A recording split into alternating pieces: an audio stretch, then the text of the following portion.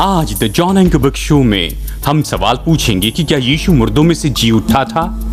किस कारण आज नए नियम के बहुत से विद्वान इस बात को स्वीकार करते हैं और निष्कर्ष निकालते हैं और ये कहते हैं कि यीशु मुर्दों में से जी उठा है। मेरे मेहमान बताएंगे फिलोसोफर डॉक्टर विलियम लेन क्रे, जिन्होंने फिलोसॉफी में पीएचडी पाई है बर्मिंघम इंग्लैंड से। हमारे साथ जुड़ जाएं विशेष program the John anchor book show में।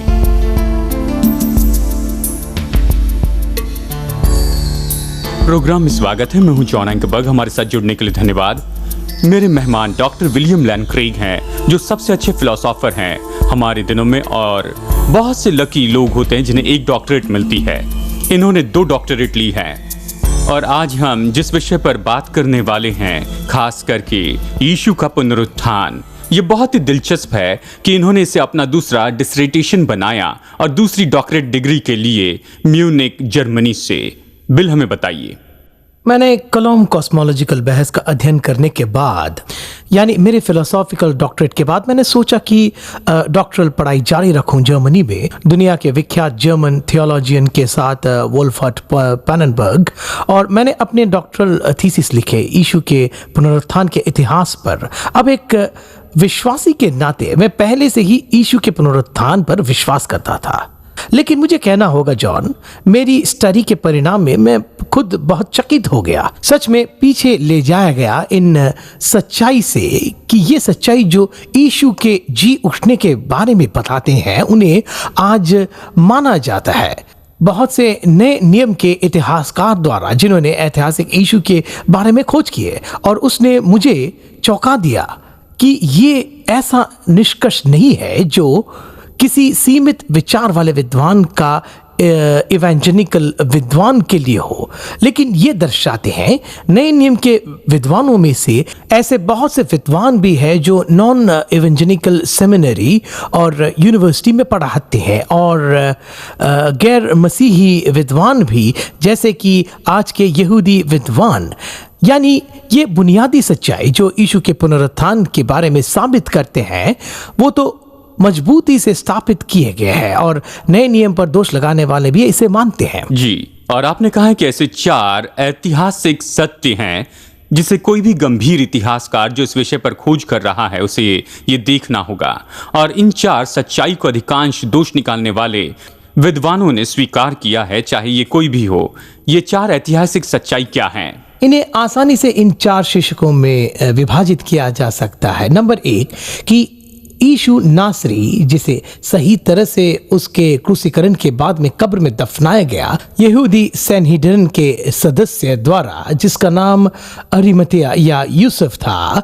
दूसरी बात है कि बाद में वो कब्र खाली पाई गई यीशु की महिला अनुयायियों द्वारा उसके क्रूसीकरण के बाद रविवार सुबह के समय। तीसरी बात तो ये है कि बहुत से लोगों ने और लोगों के समूहों ने अलग अलग परिस्थिति में अलग अलग जगह पर यीशु के प्रकट होने का अनुभव किया है, जो मरने के बाद जीवित था। और अंत में नंबर 4 की असली चेले अचानक ही और ईमानदारी से ये विश्वास करने लगे कि परमेश्वर ने यीशु को मुर्दों में से जिलाया है, जबकि इनके पास इसके विरुद्ध में पहले से बहुत बातें थी। जी, पहले के बारे में बताइए। यीशु को आदर से दफनाना।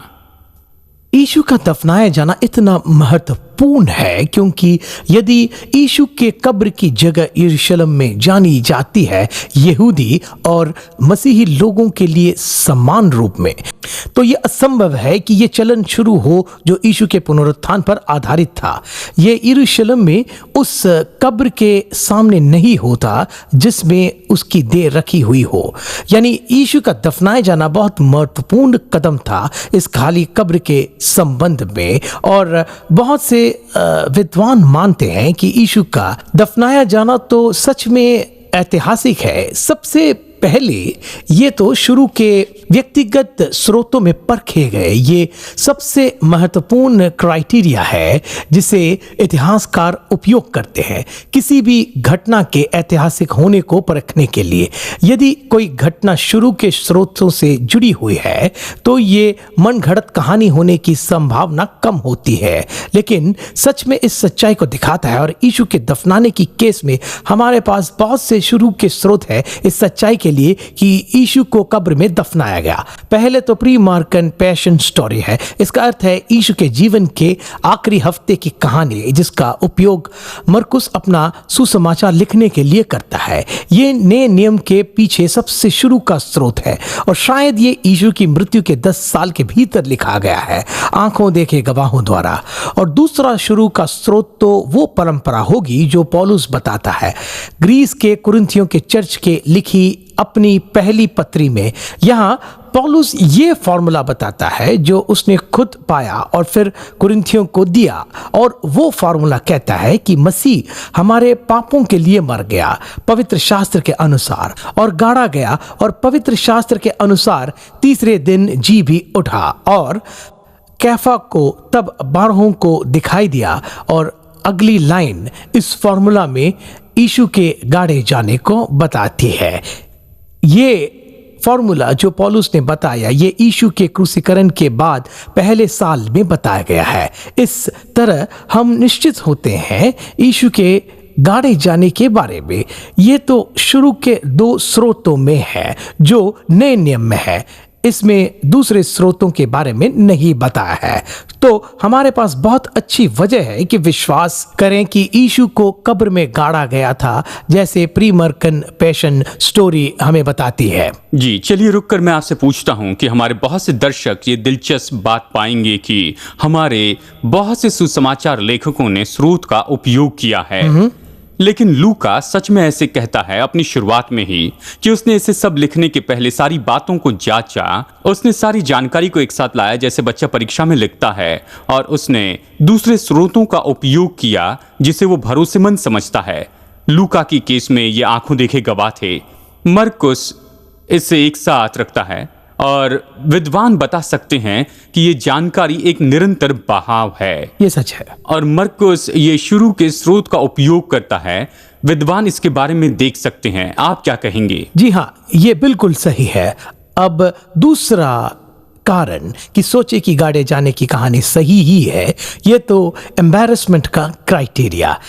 ये क्राइटेरिया कहता है कि यदि कोई बात या घटना अजीब है या शुरू के मसीही चर्च के लिए शर्म की बात है तो ये ज्यादातर ऐतिहासिक है। और गाड़े जाने की बात जो अरिमथाया के यूसुफ ने की थी वो इस क्राइटेरिया को पास करता है। यीशु दफनाया नहीं गया अपने परिवार के सदस्यों द्वारा या उसके समर्पित चेलों के द्वारा, सच में वो इसके लायक थे, लेकिन इसके बजाय वो ऐसे व्यक्ति द्वारा दफनाया गया जो यहूदी सैनहेड्रिन के सदस्य द्वारा दफनाया जाता है। और मरकुस कहता है उन सब ने यीशु को दंड आज्ञा देने के लिए सहमति दी थी कि क्रूस पर चढ़ा, यानी अरिमथाया के यूसुफ के द्वारा दफनाया जाना बहुत जरूरी था ऐतिहासिक रूप में। नहीं तो ऐसा कहते कि शुरू के विश्वासियों ने यह कहानी बनाई है, यहाँ सैनहेड्रिन के सदस्य ने यीशु को कब्र में सही तरह से दफनाया। यानी यदि ये केस नहीं होती तो मैं इसे अद्भुत पाता हूं कि हम सच में जानते हैं उस व्यक्ति का नाम जो यीशु नासरी के दफनाने की विधि के लिए निश्चित किया गया था। ये चौंकाने वाला है। जॉन ए.टी. रॉबिन्सन नए नियम के अध्ययन के प्रोफेसर कैम्ब्रिज यूनिवर्सिटी से, ये तो बहुत दूर है कंजर्वेटिव या एवेंजेलिकल से, ये कहते हुए सारांश बताते हैं कि कब्र में यीशु का दफनाए जाना ये तो सबसे शुरू का और सबसे अच्छी तरह देखी सच्चाई है यीशु के बारे में। जी ठीक है, सच्चाई नंबर 2 पर चलते हैं कि बहुत से दोष निकालने वाले ये स्वीकार करते हैं कि रविवार के दिन यानी क्रूसीकरण के बाद यीशु की कब्र उसके स्त्री अनुयायियों द्वारा खाली पाई गई। दोष निकालने वाले विद्वान सोचते हैं कि ये सच्चाई खाली कब्र की कहानी की ऐतिहासिक बात बताती है। खैर, फिर से खाली कब्र की बात तो व्यक्तिगत और शुरू के स्रोतों द्वारा जांची गई है। हमारे पास लगभग 6 अलग स्वतंत्र स्रोत हैं जो यीशु के खाली कब्र के बारे में गवाही देते हैं। इनमें से एक फिर से प्री मार्कन पैशन स्टोरी है। ये पैशन स्टोरी दफनाने के साथ खत्म नहीं होती। खाली कब्र की कहानी तो भाग है पैशन की घटना का। ये गाड़े जाने की बात से जुड़ी हुई है। उस समय की भाषा के अनुसार देखा जाए तो ये सच में एक ही कहानी है और ये कहानी खाली कब्र की खोज तक खत्म नहीं होती है। इसी तरह से इस प्री पॉलाइन फॉर्मूला में जो पौलुस कुरिन्थियों के चर्च को लिखता है, इस बात की तीसरी लाइन कहती है, और पवित्र शास्त्र के अनुसार वो तीसरे दिन जी उठा। अब यहाँ पर 2 बातें हैं जो खाली कब्र इस बात के बारे में बताती है। पहले, जब आप इस बात की 4 लाइन की तुलना करते हैं सुसमाचार की घटना के साथ एक तरफ से और प्रेरितों के काम में संदेश में, तो हम यही पाते हैं कि पहली लाइन क्रूसीकरण के बारे में बताती है और दूसरी लाइन कि वो गाड़ा गया, जो गाड़े जाने के बारे में बताती है, और तीसरी लाइन कि वो तीसरे दिन जो उठा, ये खाली कब्र के बारे में बताती है। और फिर कैफा को और 12 को दिखाई दिया, ये प्रकट होने की कहानी बताती है। यानी पौलुस यहाँ संदेश का ढांचा दे रहा है यदि कहे तो, और इस ढांचे में तीसरा पॉइंट तो खाली कब्र की कहानी है। एक और दर्शाने वाली बात है तीसरे दिन। उन्होंने इस शब्द का उपयोग क्यों किया?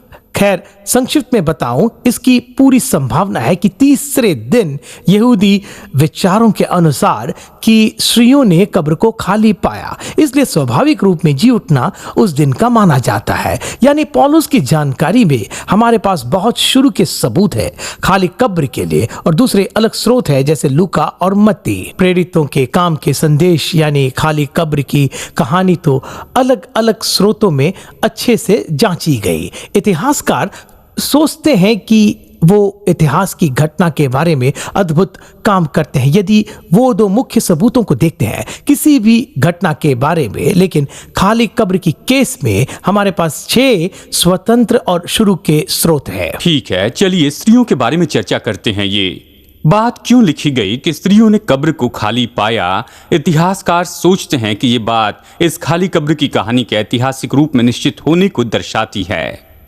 ये तो सबसे अच्छा उदाहरण है एम्बैरेसमेंट एट वर्क के क्राइटेरिया का।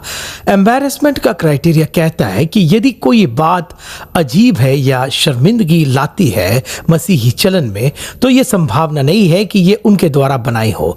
स्त्रियों द्वारा खाली कब्र खोजी जाना तो ऐसी ही बात है। पहली सदी के यहूदी समाज में स्त्रियों की गवाही बिना मूल्य की मानी जाती थी कि उन पर विश्वास नहीं करते थे। यहूदी इतिहासकार जोसेफस ने कहा था कि स्त्रियों की गवाही कोर्ट में मानी नहीं जाती थी, उनकी हल्की विचारधारा और साहस से कहने के कारण। यानी स्त्रियों की गवाही तो व्यर्थ थी। और दूसरी बात ये भी दिखाता है कि कैसे चेलों ने यीशु को छोड़ दिया था।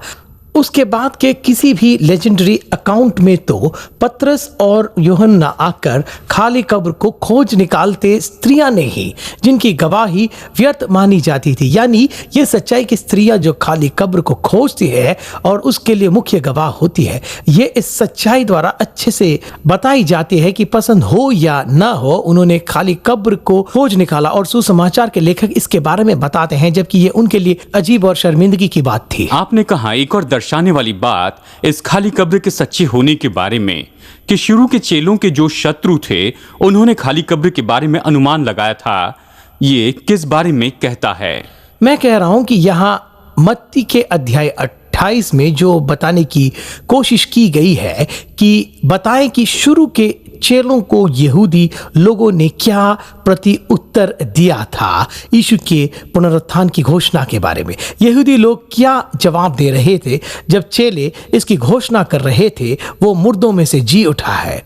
तो वो कहेंगे उसकी देह तो अभी भी वाटिका के उस कब्र में है, या ये लोग नया दाखरस पिए हैं। नहीं, वो कह रहे थे कि चेले रात के समय आए और उन्होंने उसकी देह चुरा ली। अब कुछ पल के लिए इसके बारे में सोचिए कि चेले रात को आए और उसकी देह चुरा ली। पुनरुत्थान की घोषणा के बारे में शुरू का यहूदी प्रत्युत्तर तो अपने आप में बता रहा था कि देह वहां क्यों नहीं थी। तो यहूदी अधिकारियों ने खुद को इसमें जोड़ा, इस आशाहीन परिस्थिति में बताने की कोशिश कर रहे थे कि ये खाली कब्र, ये सबूत है खाली कब्र के ऐतिहासिक होने के लिए। ये पूरी तरह से मुख्य है क्योंकि ये शुरू के मसीही चलन से नहीं आता है, लेकिन मसीही लोगों के शत्रुओं से आता है जिन्होंने खुद इस बात की गवाही दी कि देह चली गई। अद्भुत है। चलिए तीसरे सत्य को देखते हैं। आपने कहा कि तीसरा ऐतिहासिक सत्य जिसे बहुत से दोष निकालने वाले स्वीकार करते हैं, यानी बहुत से अवसर पर अलग अलग परिस्थितियों में अलग अलग लोग और लोगों के समूह ने यीशु को मुर्दों में से जी उठने के बाद उसके प्रकटीकरण का अनुभव किया है।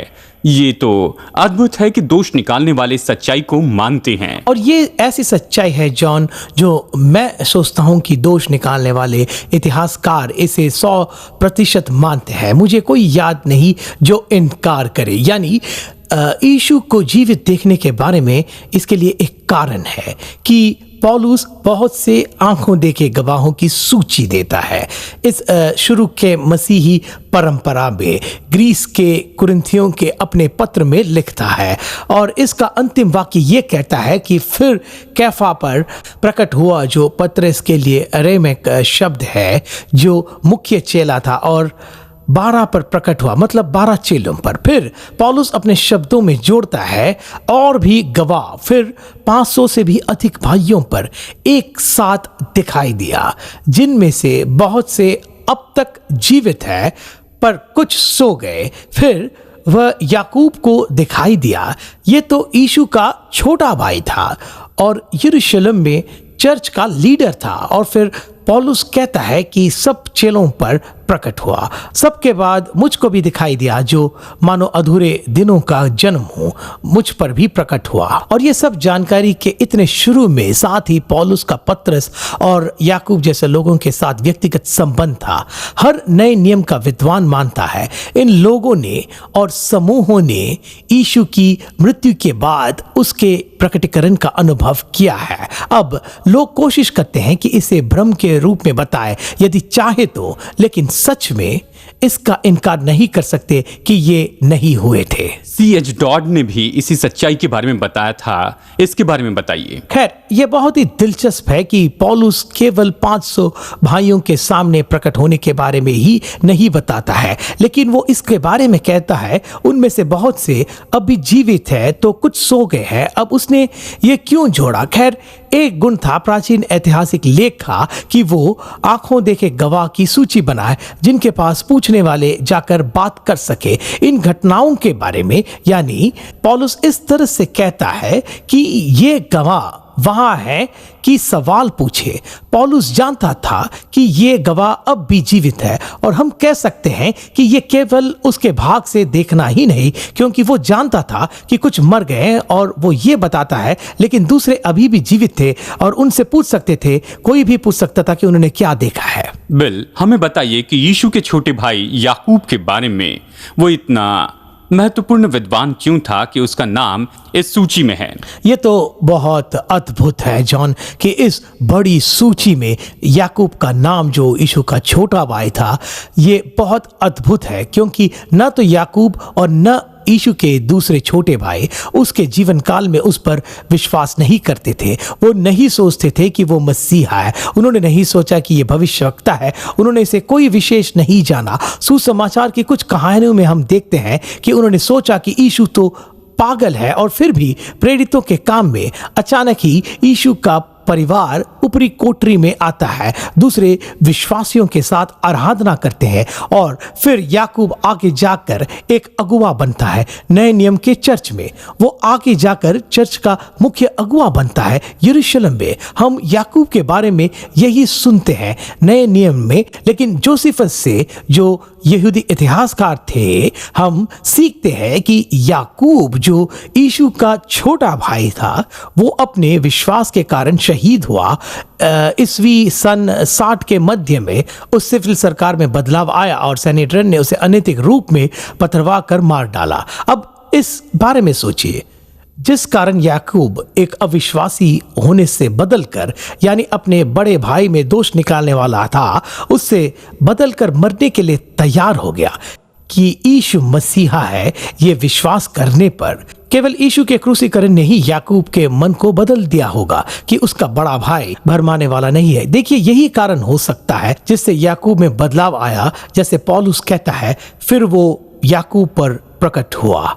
अब हम लोगों के भाई होते हैं। आपको ये विश्वास करने के लिए क्या लगेगा कि आपका भाई प्रभु है, कि आप उस विश्वास के साथ मरने के लिए तैयार होंगे। और इसमें कोई संदेह नहीं कि याकूब के जीवन में यह बदलाव यीशु के मुर्दों में से जी उठने के कारण ही हुआ था। चौथा ऐतिहासिक सत्य, ये क्रिटिकल ऐतिहासिक हाइपोथेसिस है जो कि सभी मानते हैं यीशु मसीह नासरी के बारे में। इसे इस तरह से बताया जाता है कि ये तो शुरू से ही चेलों ने विश्वास किया कि परमेश्वर ने यीशु नासरी को मुर्दों में से जीवित किया है। इसका क्या अर्थ होता है? ये तो बिना विवाद करने वाले ऐतिहासिक बात है जिसे नए नियम के सारे इतिहासकार मानते हैं कि यीशु के शुरू के अनुयायी ईमानदारी से और अचानक ही ये विश्वास करने लगे कि परमेश्वर ने यीशु को मुर्दों में से जिलाया है। अब हम किस तरह से बता सकते हैं इस अद्भुत विश्वास के बारे में? ये विश्वास तो यहूदी नहीं था। यहूदी सोच के अनुसार मसीहा जो मारा जाना नहीं था, उसे तो यरूशलेम में दाऊद के सिंहासन को स्थापित करना था।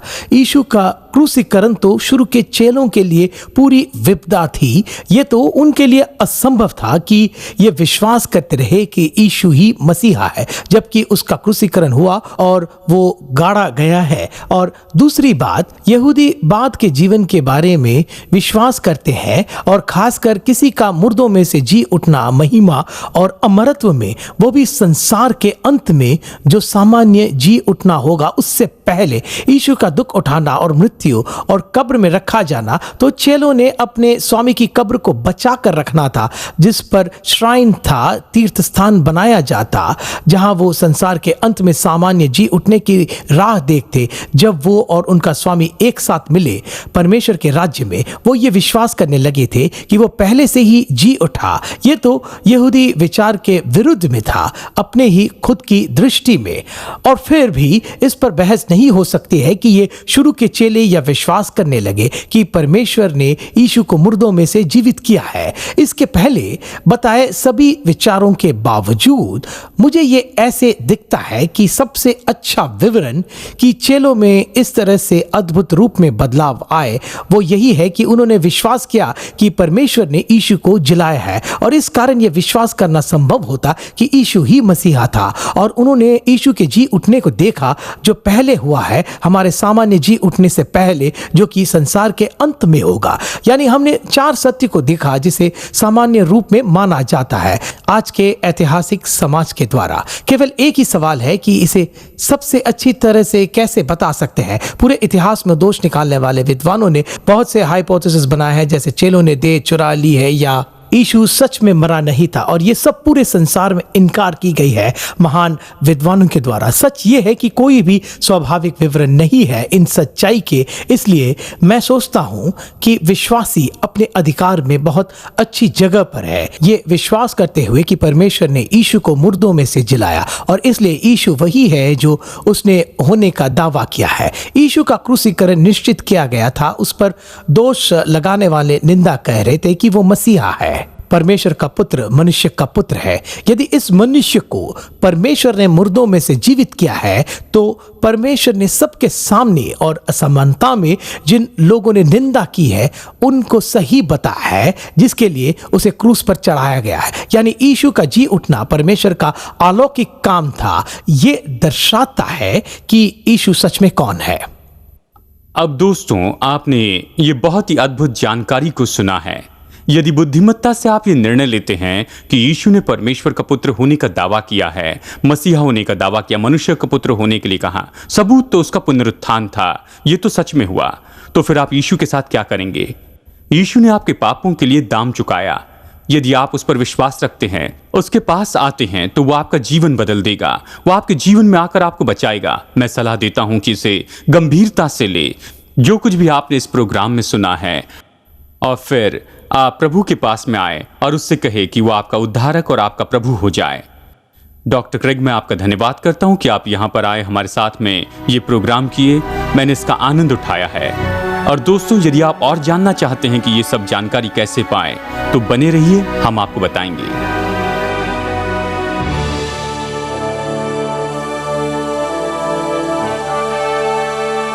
आज हमारे साथ में जुड़ने के लिए धन्यवाद यहाँ जॉन एंकरबर्ग शो में। यदि आप विश्वासी होने में दिलचस्पी लेते हैं तो कृपया हमारी वेबसाइट jashow.org पर जाए और क्लिक कीजिए बिकमिंग अ क्रिश्चियन पर, जो हमारे होम पेज के ऊपरी भाग में है। आप जानकारी भी पढ़ सकते हैं कि कैसे यीशु मसीह के साथ अपने उद्धारक के संबंध में आ सकते हैं। आज के प्रोग्राम के बारे में अधिक जानकारी पाने के लिए या आप हमारे दूसरे प्रोग्राम या विषय देखना चाहते हैं तो हमारी वेबसाइट पर जाए jashow.org पर और वॉच पर क्लिक कीजिए। यदि आप हमारे प्रोग्राम स्मार्टफोन पर देखना चाहते हैं तो ऐप स्टोर पर जाएं और हमारी मुफ्त जॉन एंकरबर्ग शो ऐप डाउनलोड कीजिए। इससे आप हमारे 60 से भी ज्यादा टेलीविजन प्रोग्राम देखेंगे, जो आप कहीं भी किसी भी समय देख सकते हैं मुफ्त में। आपके लिए उपलब्ध बहुत सी जानकारी भी आप यहाँ देख सकते हैं। अगले हफ्ते जॉन एंकरबर्ग शो में हमारे साथ फिर से जुड़ जाएं। प्रोग्राम देखने के लिए धन्यवाद। परमेश्वर आपको बहुतायत से आशीष दे।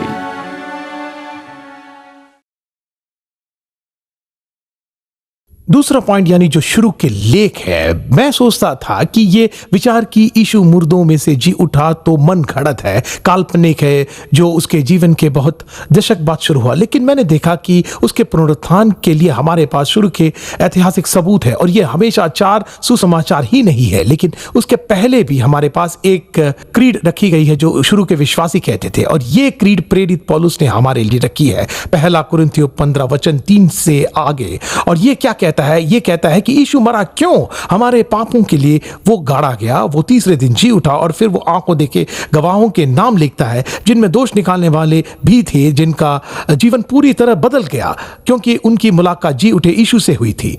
अब जॉन चर्चा की ये क्रीड, इसके बारे में विद्वान बताते हैं, ये तो बहुत से थियोलॉजिकल विश्वास करते हैं, ये तो इतने पुराने हैं, यीशु के जीवन के 25 साल बाद के हैं, और अवश्य ही ये विश्वास क्रीड बनाने में स्थिर होना चाहिए। इसलिए वो खुद क्रूस के पास आते हैं। तो हमारे पास मनगढ़ंत बात नहीं जो कई साल बाद आई हो। हमारे पास प्राचीन इतिहास से न्यूज फ्लैश है। सच में A.N. शर्विन व्हाइट, जो ऑक्सफोर्ड यूनिवर्सिटी के महान इतिहासकार थे, उन्होंने स्टडी की कि किस स्तर पर को मनगढ़ंत कहानी बनती जाती है, और उन्होंने कहा कि इसके लिए 2 पीढ़ी का समय लगता है। यह अपने आप में काफी नहीं है कि ऐतिहासिक सच्चाई को मिटा सके। हमारे पास यहाँ 2 पीढ़ी का समय नहीं है, यहाँ हम खुद घटना के बारे में देखते हैं। ये तो अद्भुत रूप में सामर्थ्य ऐतिहासिक सबूत है कि यह सच है कि यीशु मुर्दों में से जी उठा है। संभव है कि परमेश्वर आज आपसे बातें कर रहा है। यदि आप चाहते कोई प्रार्थना करें या आप कोई सवाल पूछना चाहते हैं तो स्क्रीन पर दिए गए फोन नंबर पर फोन कर सकते हैं। इस नंबर पर फोन कीजिए,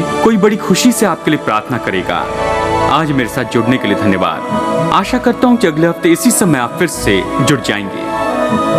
यीशु मसीह के साथ में अपना संबंध कैसे शुरू करें, इसे जानने के लिए हमारी वेबसाइट पर लॉग कीजिए jashow.org पर, और वहां पर play to accept Jesus Christ as your saviour पर क्लिक कीजिए।